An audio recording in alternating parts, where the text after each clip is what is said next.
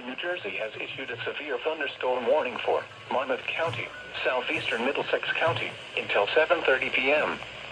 At 6:42 p.m., a severe thunderstorm was located over Robertsville, or 11 miles southeast of New Brunswick, moving east at 25 miles per hour.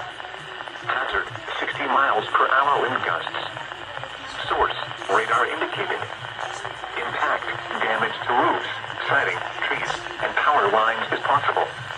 Locations impacted include Long Branch, Asbury Park, Middletown, Old Bridge, East Brunswick, Marlboro, Tinton Falls, Holmdel, Red Bank, Matawan, Jamesburg, Highlands, Farmingdale, Brownville, East Freehold, West Freehold, Adelphia, Yorketown, Elberon, and Navesink.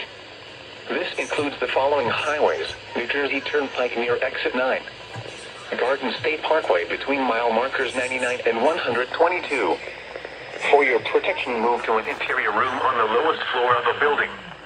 Torrential rainfall is occurring with this storm and may lead to flash flooding. Do not drive your vehicle through flooded roadways.